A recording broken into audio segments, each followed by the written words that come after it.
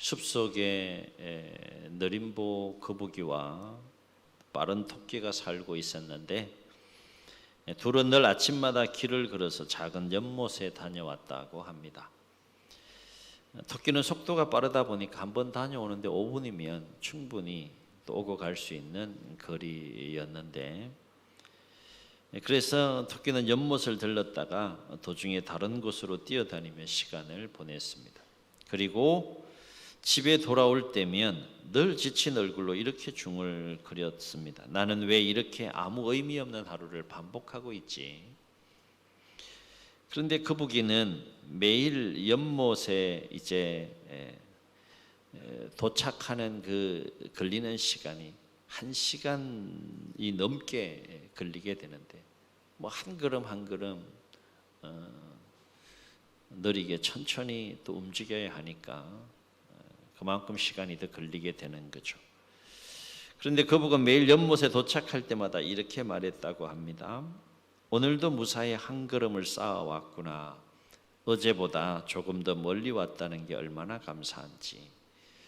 똑같은 연못을 오고 가는데 마음가짐이 다른 거예요.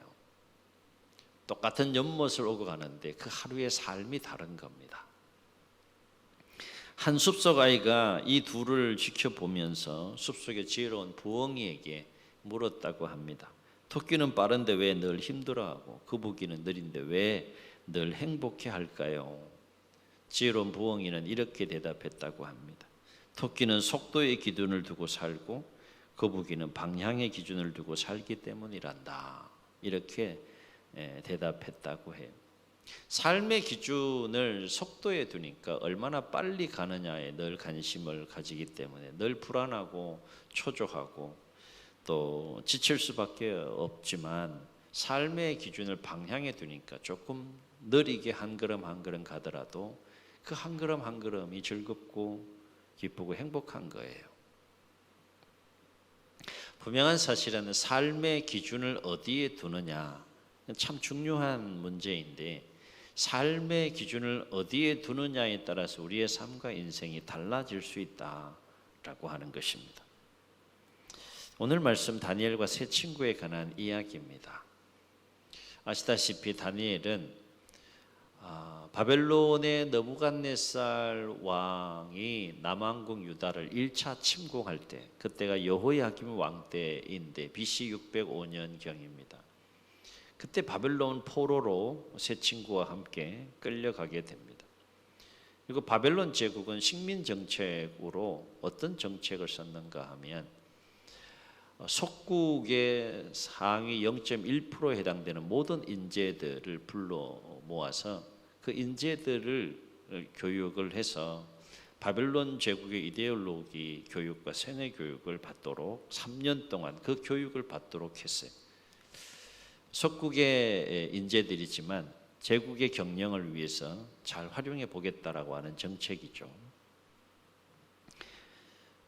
최고위 3년 이 교육과정의 특징은, 일단 이 상위 0.1%의 인재에 포함된 이 소년들은 왕실의 특별 관리를 받았는데요, 왕의 음식이 이들에게는 제공이 되고 왕의 수준으로 관리를 하도록 했습니다.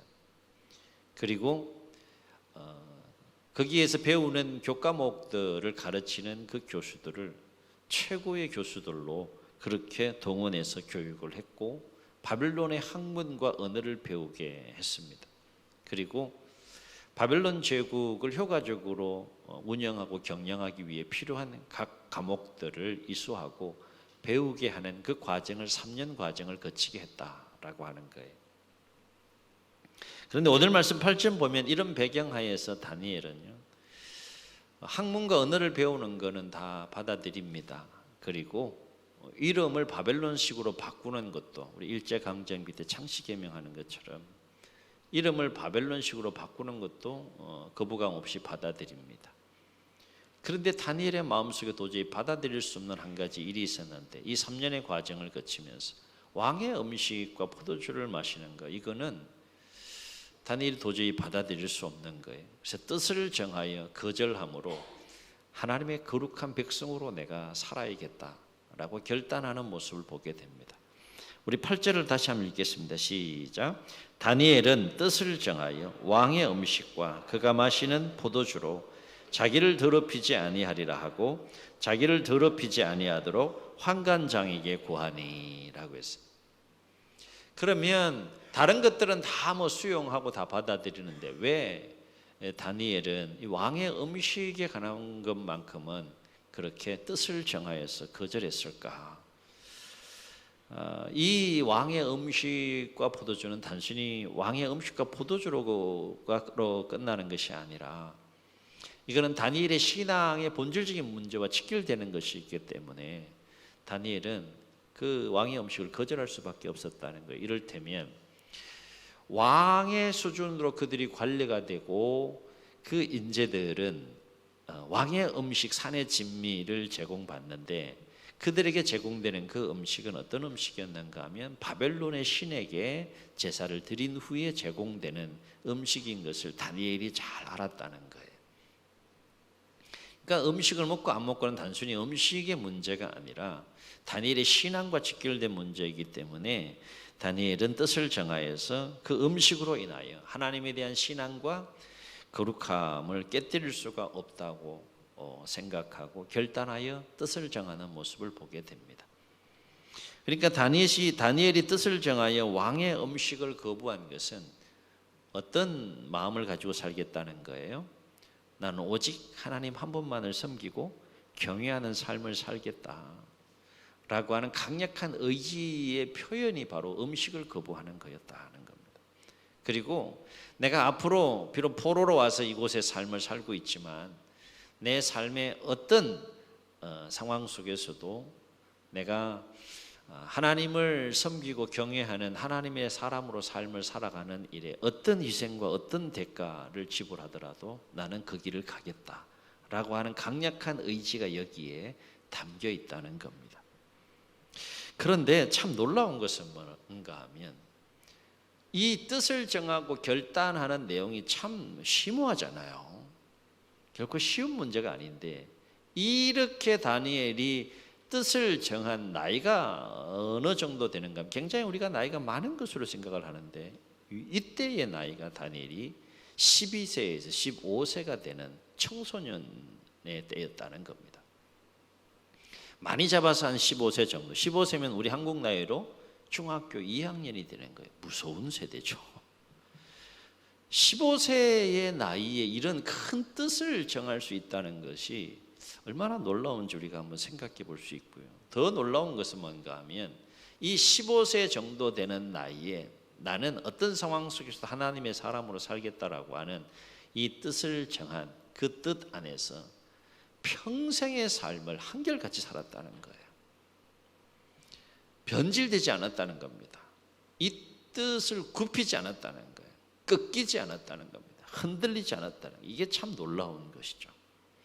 그만큼 굵직하고 선명하고 분명하게 뜻을 정하고 자신의 삶을 하루하루 살고자 했던 인물이 바로 다니엘이었다는 거예요. 오늘 다니엘의 이야기에서 우리가 주목할 것이 뭡니까? 다니엘은 하루하루를 그냥 살지 않았다는 겁니다. 어떤 상황 속에서도 결코 흔들리지 않는 한 가지 분명한 삶의 명확한 기준을 가지고 살았다는 거예요. 요즘 우리 크리스찬들 중에 이 삶의 기준이 없이 삶을 살아가는 자들이 얼마나 많아요. 이게 그리스도인인지 아닌지, 하나님의 자녀인지 아닌지, 때로는 경우에 따라서는 세상 사람들보다 못한 그런 삶을 살아가는 또 우리 그리스도인들의 모습을 보게 되는데, 다니엘은요 이 15세 때에 확고하고 명확한 분명한 삶의 기준을 정하고 그 삶을 살게 되는데, 그 기준이 뭡니까? 나는 어떤 상황을 맞이한다 할지라도 하나님의 사람으로 살겠다. 이 뜻을 정한 거예요. 그렇다면 우리가 다니엘처럼 어떤 상황 속에서 하나님의 사람으로 살겠다 뜻을 정하게 되면 우리의 삶은 어떻게 될까?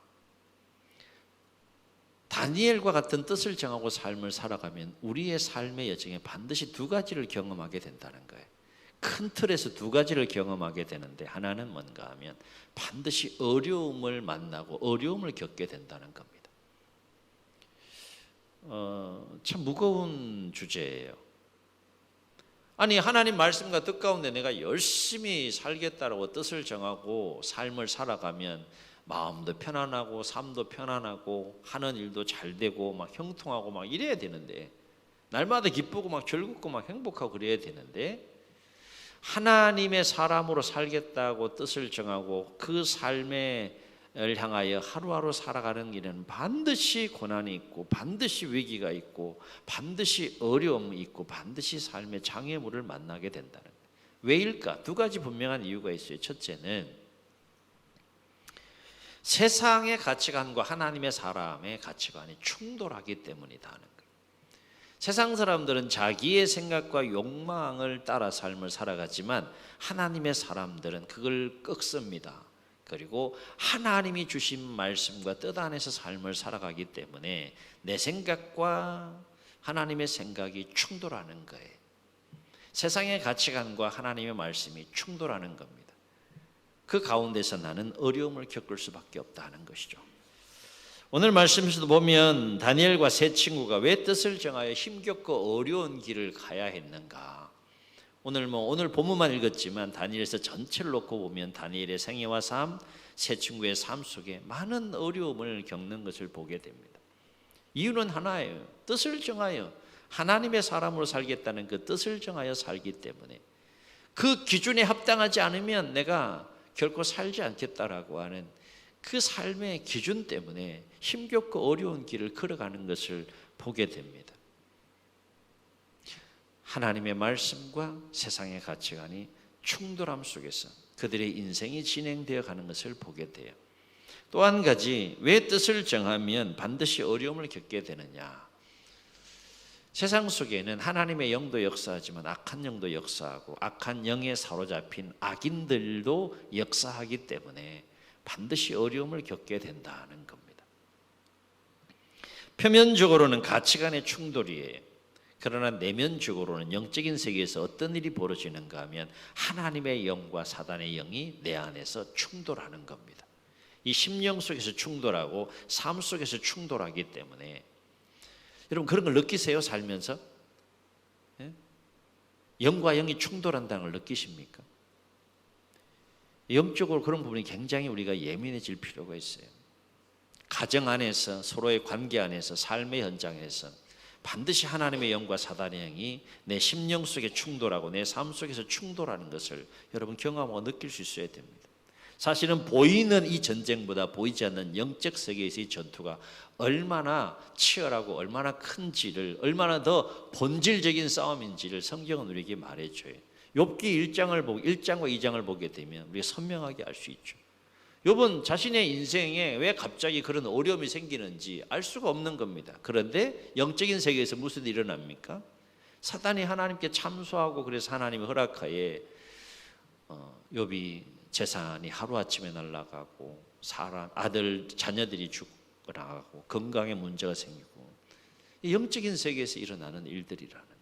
여하튼 이 세상 속에는 하나님의 영도 역사하지만 그리고 하나님의 사람들도 역사하지만 거기에 대적하는 사단의 영과 그 악한 영들에 사로잡힌 악인들도 역사하기 때문에 반드시 하나님의 사람으로 살겠다고 뜻을 정하여 삶을 살게 되면 충돌이 있고 충돌로 인해서 어려움을 겪게 된다는 겁니다. 바다에 파도가 있어요, 없어요? 잔잔할 때도 있고 아주 거셀 때가 있는 거죠. 우리의 인생을 이 바다에 많이 비유하잖아요. 고해라 이렇게 표현하지 않습니까? 많은 어려움들을 겪게 되는데 특별히 하나님의 자녀로서 하나님의 백성으로서 하나님이 주신 66권의 말씀대로 내가 삶을 살겠다라고 생각하고 그 길을 걸어갈 때 그러한 자의 삶 속에 다른 사람들이 겪지 않아도 될 특별한 그 위기와 어려움들, 고난들, 시련들을 겪을 때가 참 많다는 거죠. 자, 여기까지 얘기하면 우리의 마음이 너무 무거워요. 힘듭니다. 하나님의 사람으로 살겠다고 뜻을 정하면 고난만 있느냐, 어려움만 있느냐? 그렇지 않다는 거예요. 반드시 무엇을 경험하게 되는가 하면 하나님의 은혜와 도우심을 경험하게 된다는 겁니다. 아멘. 그런데 여기서 주목할 것은 뭔가 하면 비록 하나님의 사람으로 다니엘처럼 살겠다라고 뜻을 정하여 삶을 살아가는 과정 속에 여러 가지 어려움을 만나게 되지만 그 어려움보다 놀라운 사실은 더 큰 하나님의 은혜가 임하고 더 큰 하나님의 도우심의 역사가 있다는 거예요. 아멘. 자, 어려움이 있어요. 그런데 이 어려움보다 더 큰 하나님의 은혜가 임해요. 더 큰 하나님의 도우심이 임해요. 그럼 어려움 이길 수 있어요, 없어요? 그게 다니엘의 삶이었다는 거예요. 오늘 말씀에서 다니엘과 세 친구가 뜻을 정함으로 어려움 중에서도 하나님의 사람으로 승리할 수 있었던 비결이 있는데 9절에서 그 비결을 우리에게 얘기해 줘요. 9절 우리 함께 읽습니다. 시작. 하나님이 다니엘로 하여금 환관장에게 은혜와 긍휼을 얻게 하신지라. 누가요? 하나님이 다니엘에게 어떻게 했다는 겁니까? 은혜를 베풀었다는 거예요. 긍휼을 입게 했다는 겁니다. 주목할 것은 9절은 8절 다음에 나오는 9절이라는 거예요. 8절의 내용이 뭔가 하면 다니엘이 뜻을 정한 이후에 9절의 역사가 있었다는 겁니다. 아울러서 어떤 어려움 속에 놓인다 할지라도 하나님의 은혜가 임하고 하나님의 도우심이 임하면 그 어려움은 넉넉하게 이기고 승리하는 삶을 살 수 있다는 거예요. 아멘. 아멘. 이 삶이 있다는 겁니다. 이 삶이. 세상 사람들은 결코 경험할 수 없는 오직 하나님의 사람들만 경험할 수 있는 이 놀라운 삶이 있다는 거예요. 똑같은 위기와 어려움 상황 속에서도 하나님의 사람으로 살겠다라고 뜻을 정하고 삶을 살아가는 자들이 무엇이 있다는 거예요? 플러스 알파 무엇이 있다는 거예요? 하나님의 은혜가 있다는 겁니다. 그보다 더 큰 하나님의 돕는 손길이 있다는 겁니다. 성경을 통해서 우리는 이걸 볼 수 있어야 된다. 그렇다면 하나님의 은혜와 도우심이 임하면 어떤 일들이 우리의 삶 가운데 일어나게 될까? 우리는 어떤 삶을 경험하게 될까? 짧게 5가지를 말씀에 근거해서 나눕니다. 첫째는 뜻을 정하여 하나님의 사람으로 삶을 살아갈 때 하나님의 은혜가 하나님의 도우심이 어려움보다 더 큰 은혜와 도우심이 반드시 임하게 되는데 그 하나님의 은혜와 도우심이 하게 되면 첫째는 모든 두려움과 어려움을 능히 이길 수 있는 강하고 담대한 마음을 소유하게 된다는 거예요. 일단 마음이 어떻게 된다는 거예요? 강하고 담대해진다는 거예요. 한번 생각해 보세요. 나는 앞으로 하나님이 허락해 주신 이 하루하루의 삶을 살아가면서 어떤 상황을 내가 만난다 할지라도 난 하나님의 사람으로 살겠습니다. 딱 결단할 때 하나님 뒷짐지고 가만히 계실까요? 하나님 입장에서는 감동인 거예요. 감동이 됩니다. 그러면 그건 하나님의 감동으로 끝나는 겁니까? 그거는 하나님의 기쁨으로 끝나는 겁니까? 여러분 성경을 통해서 우리가 반드시 알아야 될 게 뭔가 하면 하나님의 감동은 하나님의 기쁨은 하나님의 사람에게 어떤 식으로든지 반드시 전달된다는 거예요. 반드시 하나님은 영적으로 소통한다는 겁니다. 그걸 알게 하신다는 거죠. 가르치시고 깨닫게 하시고 함께 공유하시고 함께 누리게 하신다는 거예요. 그러니까 다니엘이 이 뜻을 정했을 때 하나님이 그 다니엘과 함께 하심을 어떻게 느끼는가 하면 마음이 모든 두려움과 어려움을 극복할 수 있는 마음이 강하고 담대해짐을 통하여서 내가 하나님과 지금 연결되어 있구나. 영적으로 지금 내가 연결되어 이걸 느낀다는 거죠. 뜻을 정하면 하나님께서 모든 두려움과 어려움을 느낄 수 있는 힘을 주시고 그 마음을 누가 붙들어 주시는가 하면 하나님이 붙들어 주시는 거예요. 그걸 경험하는 겁니다. 10절 이하를 보면 다니엘과 세 친구가요. 위기와 어려움 속에서 주눅들지 않아요. 나는 포로민으로 여기 왔는데 이런 생각 없어요. 당당합니다. 그리고 두려워하지 않고 강하고 담대함으로 지혜롭게 그 상황을 정직하게 받아들이고 헤쳐나가는 다니엘과 세 친구의 모습을 우리가 말씀을 통해 만나게 됩니다. 누가 주시는 마음이에요? 하나님이 주시는 마음. 누가 붙드시는 마음이에요? 하나님이 붙들어 주시는 마음이에요. 내가 내 마음을 붙드는 데는 한계가 있지만 하나님이 내 마음을 붙들 때는 극히 강하고 담대해질 수 있다. 하나님은 도가니는 은을 풀무는 금을 연단하거니와 하나님은 마음을 연단하신다. 그 얘기를 달리 표현하면 하나님이 우리의 마음을 붙잡아 주신다는 거예요. 하나님의 은혜가 도우심이 임하면 우리는 또 무엇을 경험하게 되는가 하면 하나님께서 친히 지켜주시고 보호해 주시는 은혜를 누린다. 아멘. 아멘. 10절로 16절 우리 읽진 않았지만은요, 다니엘의 세 친구의 모습 보면 어떤 일이 생기는가 하면 다니엘이 왕의 음식을 먹지 않도록 환관장에 요구합니다. 그랬더니 만약에 그 요구를 들어주면 내 생명이 날아갈 수 있다. 첫 번째 거절해요. 그래서 또 도전합니다. 환관장에 의해서 다니엘과 세 친구를 감독하게 한 감독관을 통해서 이걸 또 요구를 하는데 한 가지 중요한 제안을 해요. 앞으로 10일 동안 왕의 음식을 먹는 소년들과 다니엘이 나와 우리 세 친구는 채소와 물만 먹겠다. 지금 10일 후에 한번 비교해 봐라. 건강 상태를 비교해 보고 용모를 한번 비교해 봐라. 이 제안을 했을 때 받아들입니다. 하나님 섭리 가운데 받아들여요. 그리고 10일 동안 물과 채소만 먹습니다. 진짜. 그리고 나머지 소년들은 왕이 제공하는 산의 진미를 먹어요. 상식적으로 생각하면 누가 더 건강해야 됩니까? 누가 더 살이 더 포동포동하고 윤기가 흘러야 돼요? 나 채소만 드셨나? 왕의 산의 진미를 먹는 소년들이 상식과 경험적으로 보면 더 건강하고 윤기가 흘러야 돼요. 근데 놀라운 사실은 오늘 말씀 보면 다니엘과 세 친구가 그들보다 더 용모가 뛰어났고 그리고 건강의 상태도 더 뛰어나고 좋았더라라고 성경은 말합니다. 누가 역사하신 거예요? 하나님이 세밀하게 역사해 주신 거죠. 14절과 15절을 우리가 함께 읽겠습니다. 시작.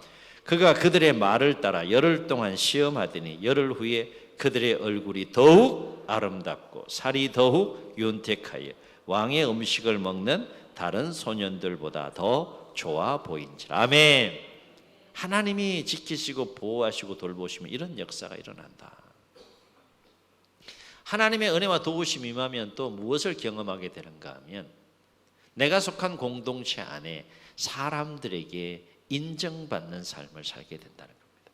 사람에게 인정받는 건 결코 쉽지 않잖아요. 다른 사람이 나를 인정해 주는 것, 그거 결코 쉽지 않아요. 가뜩이나 포로민입니다. 이 포로민을 한 동일한 인격체로 대한다는 것 결코 쉬운 건 아닌데 오늘 말씀 보면 10절로 20절에 보게 되면 뜻을 정한 다니엘과 세 친구는 그 용모와 건강뿐만 아니라 이제 감독과 환관장에게 인정받는 모습 보게 되고 나아가서 누구에게 인정받습니까? 왕 앞에 나가서 왕에게까지 인정을 받습니다.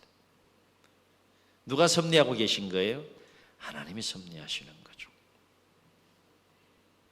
여러분이 삶을 살아가면서 어느 공동체에 속해 있든지 간에 그 공동체의 사람들에게 인정받는 역사가 있기를 주의 이름으로 축원합니다. 그래야 선한 영향력을 미칠 수 있는 거 아니겠어요? 그죠? 하나님의 은혜와 도우심이 임하면 또 무엇을 경험하게 되는가 하면 세상을 이기는 삶을 살게 하신다는 거예요. 지혜에 있어서 총명함에 있어서 실력에 있어서 능력에 있어서 세상을 넉넉하게 이기게 하시는 하나님의 손길을 경험하게 된다는 겁니다. 10절 이하를 보면 다니엘과 세 친구는 왕의 음식을 먹은 소년들보다 용모와 그리고 건강뿐만 아니라 실력과 그 능력에 있어서 월등히 좋았다라고 했습니다. 그냥 좋은 게 아니라 탁월하게 월등하게 뛰어났다라고 했어요. 19절로 20절로 보면 3년 동안의 교육과정을 다 마치고 왕 앞에 테스트를 받는 장면이 나오는데 뭐라고 얘기를 합니까? 다니엘과 세 친구 만큼 탁월한 자가 없었다라고 얘기를 해요. 심지어 그 지혜와 총명이 온 나라의 박수와 술객보다 몇 배나? 10배나 더 탁월했다라고 했어요. 비교가 안 되는 거예요. 비교가. 그 이유를 17절에서 밝히는데 그것은 하나님께서 다니엘과 세 친구에게 지혜와 총명을 주셨기 때문이라는 거예요. 우리 17절을 다시 한번 읽겠습니다. 시작. 하나님이 이 네 소년에게 학문을 주시고 모든 서적을 깨닫게 하시고 지혜를 주셨으니 다니엘은 또 모든 환상과 꿈을 깨달아 알더라. 세상의 지혜를 가진 지식을 가진 자와 하나님이 주시는 지혜와 지식을 가진 자가 대결했을 때 이건 상대가 안 되는 거예요. 상대가. 이 17절 말씀 읽으면 참 도전이 많이 돼요. 막 무슨 책을 읽어도 막 다 이해되고 막 다 소화되고 성경은 물론이거니와 누구와 대화해도 막 별로 재미가 없네. 그러거나 말거나 그렇습니까? 여러분 하나님의 사람들은 탁월해야 돼요. 뛰어나야 됩니다. 능력이 있어야 됩니다. 그래야지 선한 영향력, 복의 권은 빛과 소금의 역할을 감당할 수 있는 거 아니겠어요? 그런데 하나님이 그 지혜와 총명을 다니엘과 세 친구에 주니까 그 제국의 모든 박수, 술객, 지혜라고 지혜 있는 자라고 하는 그 자들과 비교해 볼 때 이게 비교가 안 될 정도로 뛰어나고 탁월한 거예요. 또 한 가지 하나님의 은혜가 임하고 도우심이 임하면 어떤 삶을 경험하게 되느냐? 형통하고 존귀한 삶을 살게 된다는 겁니다. 아멘. 21절 보면 다니엘의 삶과 관련해서 짤막하게 이렇게 정언해요. 다니엘은 고레스 왕 원년까지 있으니라. 이게 평범한 짤막한 구절 같아도 굉장히 중요한 내용을 담고 있어요. 다니엘은 10대에 바벨론 제국의 포로로 끌려갑니다. 그런데 그 바벨론 제국을 멸망시킨 제국이 바로 고레스 왕에 의한 페르시아 제국이에요. 그러니까 포로로 끌려가서 두 제국의 변동을 다니엘은 경험하게 됩니다. 그런데 경험하는 것을 넘어서서 다니엘은 이 두 제국의 변동을 겪으면서 어떤 삶을 살게 되는가 하면 바벨론 제국에서도 최고위 관리직으로 페르시아 제국에서도 왕에게 인정받아서 최고위 관리직으로 인정받는 삶을 살아가는 가운데 그의 생애가 마무리되어 갑니다. 다니엘서는 그것을 아주 선명하게 우리에게 소개해 주고 있어요. 이게 결코 쉬운 게 아니에요. 여러분 대통령 앞에 서는 게 이게 쉬워요? 상 받기 위해 나라의 임금 앞에 서는 게 쉽습니까? 결코 쉽지 않아요. 근데 하나님의 은혜가 임하고 도우심이 임하니까 얼마나 형통하고 존귀한 삶을 살아갈 수 있는지 다니엘의 생애를 통해서 우리가 만날 수 있다는 것입니다. 그렇습니다. 어떤 상황 속에서도 그리고 어떤 희생과 대가를 지불하는 한이 있다 할지라도 나는 하나님의 사람으로 살겠다라고 뜻을 정하며 삶을 살아가는 것, 듣기에는 참 거창하고 멋있게 들리지만 실제로 그렇게 삶을 살아가는 것은 결코 쉽지 않다. 그러나 분명한 사실은 그럼에도 불구하고 하나님의 사람으로 뜻을 정하여 삶을 살아가게 되면 그 삶의 여정에 수많은 위기와 어려움들이 있지만 무엇이 임한다는 겁니다? 그것보다 더 큰 하나님의 은혜와 도우심의 손길이 있기 때문에 반드시 그 모든 어려움들을 넉넉하게 이겨내고 승리하는 삶을 경험하게 된다는 거예요. 아멘. 아멘. 사랑하는 성도 여러분, 여러분의 삶은 어떠한지요? 하나님의 자녀들입니까? 하나님의 아들, 딸입니까? 여러분 하나님의 백성입니까? 그럼 우리도 뜻을 정해야지. 흐릿한 삶의 기준을 가지고 사는 것이 아니라 때로는 손해보는 한이 있더라도 때로는 그렇게 삶으로 어려움을 겪는다 할지라도 때로는 조롱을 받고 때로는 멸시를 당한다 할지라도 나는 어떤 상황 속에서도 하나님의 사람으로 살겠다. 뜻을 정하고 살아야 되지 않겠냐 하는 거예요. 그러면 반드시 더 큰 하나님의 은혜가 임할 것이고 반드시 더 큰 하나님의 도움의 손길이 임하게 될 줄로 믿습니다. 그래서 어려움을 극복하고 위기를 극복하고 장애물을 극복하고 하나님의 은혜와 도우심 속에서 형통하고 존귀한 삶을 통해 복의 근원이 되고 세상의 빛과 소금이 되는 삶을 살아가게 되는 은혜를 누리게 될 줄로 믿습니다. 바로 없기는 이 진리 안에서 오늘 이후로 더 우리의 심령 가운데 선명한 이 하나님의 사람으로 살겠다라고 하는 이 뜻을 정하고 그 뜻 안에서 살아감으로 남은 생에도 힘있게 승리할 수 있기를 주의 이름으로 축원합니다. 축원합니다. 우리 말씀을 기억하시면서 기도하는 마음으로 찬양하시고 통성으로 기도합니다.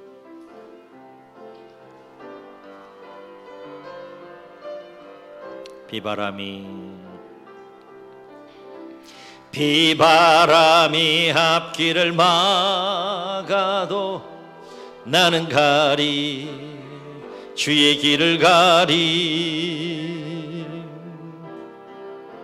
눈보라가 앞길을 가려도 나는 가리 주의 길을 가리. 아멘. 이 길은 영광의 길, 이 길은 승리의 길, 나를 구원하신 주님이 십자가 지고 가신 길, 나는 가리라. 주의 길을 가리라. 고백합시다. 주님 발자취 따라 나는 가리라. 나는 가리라. 주의 길을 가리라. 주님 발자취 따라 나는 가리라. 험한 파도 앞길을 막아도 나는 가리 주의 길을 가리. 아멘. 모진 바람 앞길을 가려도 나는 가리 주의 길을 가리. 이 길은 고난의 길, 이 길은 생명의 길, 나를 구원하신 주님이 십자가 지고 가신 길, 나는 가리라. 주의 길을 가리라. 주님 발자취 따라 나는 가리라.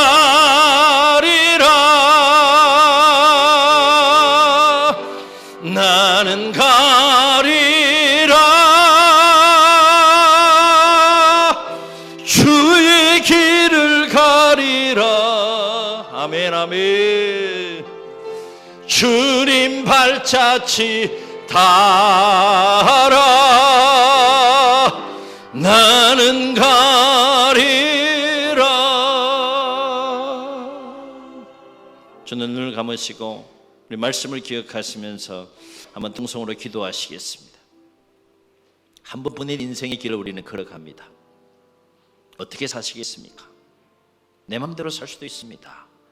내 생각대로 내 뜻대로 살 수 있습니다. 내 고집대로 살 수 있습니다.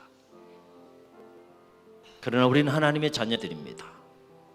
우리는 하나님의 백성들입니다. 하나님의 아들, 딸들입니다. 다니엘은 15세 되는 어린 나이 때 참 놀라운 결단을 했습니다. 나는 앞으로 어떤 상황을 만난다 할지라도 하나님의 사람으로 살리라. 어떤 시련, 어떤 역경, 어떤 위기, 어떤 장애물, 어떤 어려움을 만난다 할지라도, 어떤 희생, 어떤 대가를 지불한다 할지라도, 심지어 목숨을 바쳐야 할 상황을 만난다 할지라도 나는 하나님의 사람으로 살리라. 큰 뜻을 정하고 일평생 흔들리지 않는 견고한 그 기준 안에서 하나님의 사람으로 살았습니다. 위기가 있었습니다. 어려움이 있었습니다. 굴곡진 삶의 여정을 걸어갔지만 놀라운 사실은 그보다 더 큰 은혜가, 그보다 더 큰 하나님의 도움의 손길이 다니엘의 생애와 삶 속에 임하는 것을 보게 되고, 그는 그의 당대, 그의 시대에 참으로 위대하게 존귀하게 쓰임받는 모습을 봅니다. 다니엘의 삶은 오늘 우리의 삶이 될 수 있지 않습니까? 그 하나님 동일한 하나님이십니다. 오늘 이 예배를 통해 선포된 말씀을 마음에 새기고, 주여, 주님 앞에서는 그날이 언제인지 모르지만 주 앞에서는 그날까지 나 또한 어떤 상황 속에서도 하나님의 사람으로 살겠습니다. 큰 뜻을 정하고 하나님의 은혜와 도우심 속에 승리하는 삶을 살게 해달라고 주님 세 번 부르시고 통성으로 기도합니다. 주여